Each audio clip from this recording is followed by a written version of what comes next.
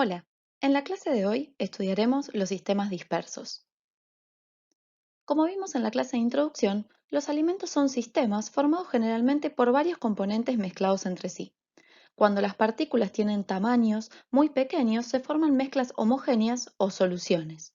Sin embargo, en la mayoría de los alimentos, el tamaño de las partículas es mayor y la mezcla resulta heterogénea, dando lugar a distintos tipos de sistemas dispersos. Todos estos sistemas dispersos o dispersiones se caracterizan por tener una o más fases dispersas y una fase dispersante o continua. Según el estado de agregación de cada fase, se pueden obtener 8 tipos de sistemas dispersos. Sin embargo, en alimentos, los más importantes son las suspensiones, los geles, las emulsiones y las espumas. Estudiaremos a las suspensiones y los geles en esta clase y a las emulsiones y espumas en sistemas dispersos 2. En las suspensiones existe una fase sólida dispersa en una fase líquida continua o dispersante.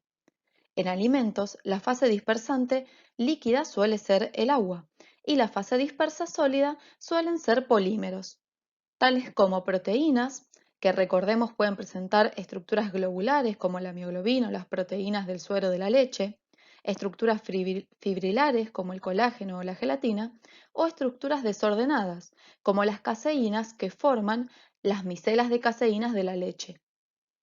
Los polímeros también pueden ser polisacáridos, que pueden ser lineales como la amilosa o ramificados como la amilopectina.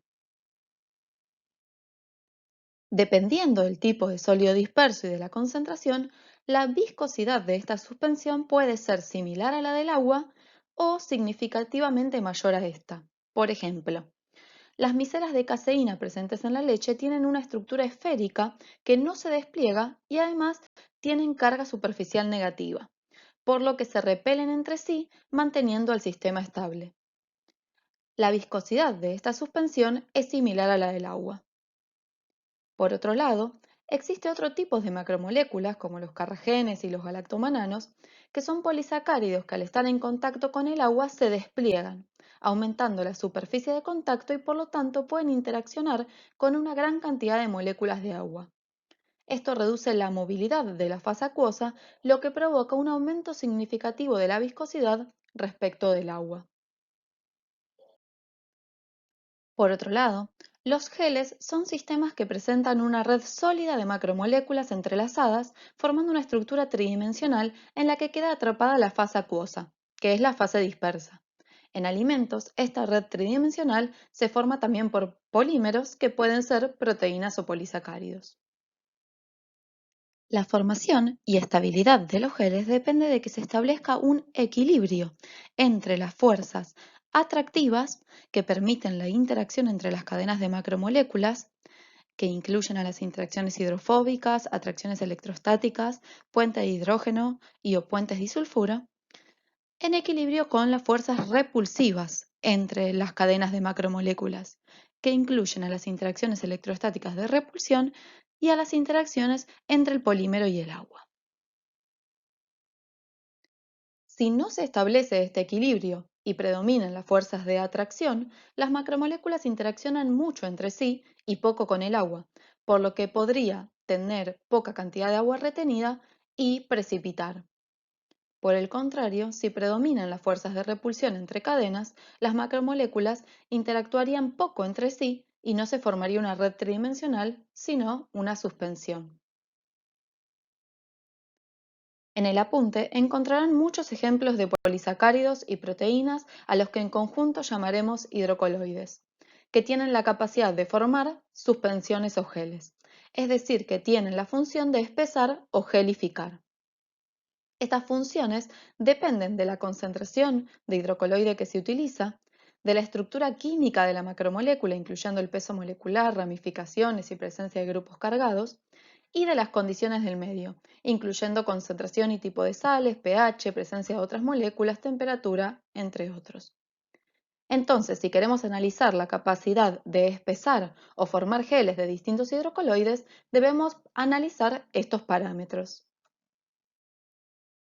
En cuanto a la concentración de hidrocoloide, en general ocurre que a mayor concentración de hidrocoloide hay mayor probabilidad de que las cadenas interactúen entre sí y por lo tanto mayor probabilidad de formar suspensiones más viscosas o geles más firmes.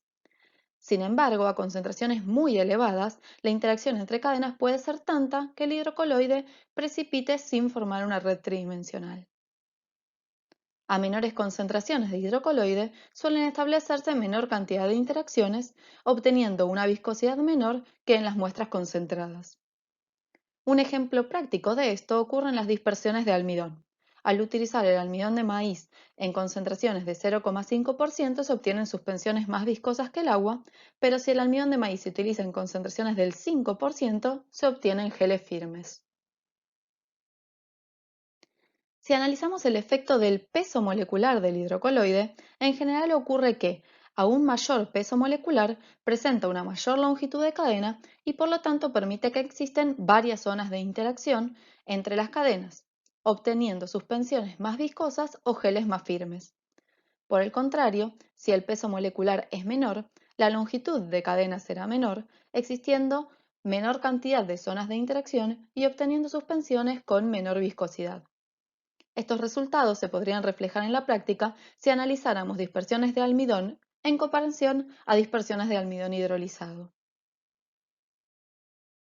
Si analizamos el efecto de las ramificaciones, en general ocurre que los hidrocoloides lineales pueden establecer mayor cantidad de interacciones entre sus cadenas, dado que existen más zonas de contacto, y dan lugar a suspensiones más viscosas o geles más firmes, mientras que los hidrocoloides ramificados presentan impedimentos estéricos para interaccionar entre sí, por lo que disminuye la probabilidad de que se formen geles o disminuye la fuerza de estos geles. Estos resultados se podrían reflejar en la práctica si analizáramos dispersiones formadas por amilosa en comparación a dispersiones formadas por amilopectina.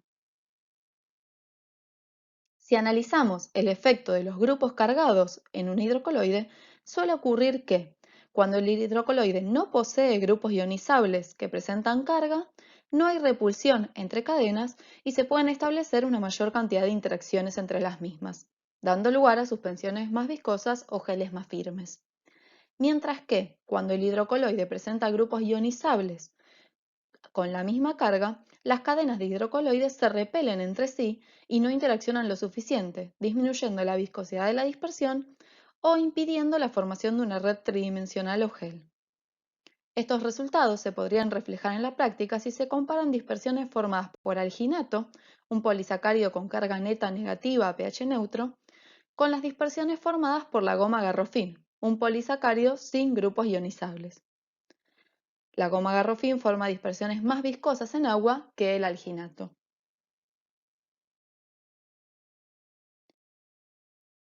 El efecto de la concentración y el tipo de sales sobre las dispersiones es difícil de predecir, pero cuando se analizan hidrocoloides que presentan grupos ionizables y se repelen entre sí, la presencia de contraiones divalentes puede mediar las interacciones entre cadenas formando puentes salinos y dando lugar a suspensiones más viscosas o geles más firmes que en ausencia de ellos.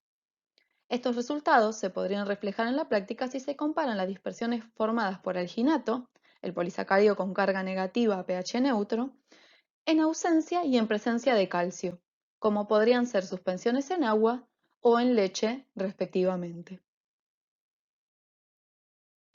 El efecto del pH también es difícil de predecir y depende del tipo de hidrocoloide que estamos analizando.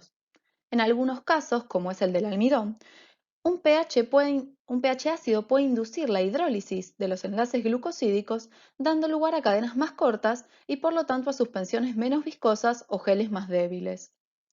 En otros casos, como es en el del alginato, a pH neutro sus grupos presentan carga negativa que impiden la interacción entre las cadenas, pero a pH ácido los grupos se pueden protonar y comenzar a interaccionar entre ellos, lo que da lugar a suspensiones más viscosas. El efecto que puede ejercer otras moléculas depende del tipo de soluto, de la concentración en la que se encuentre y del hidrocoloide que estamos analizando. En algunos casos, la presencia de solutos puede favorecer la formación de geles y en otros casos puede impedirla. Por ejemplo, las pectinas de alto tenor metílico o ATM, a pH ácido presentan grupos ácidos protonados y grupos metilo. Los grupos ácidos pueden interaccionar entre sí por puente de hidrógeno, dando lugar a suspensiones viscosas. Pero si el medio, además de tener pH ácido, presenta una elevada concentración de sacarosa, las pectinas ATM pueden formar geles firmes, dado que además de interaccionar los grupos ácidos protonados entre sí, se inducen las interacciones hidrofóbicas entre los grupos metilo, gracias a que la sacarosa del medio compite con la pectina por la interacción con el agua.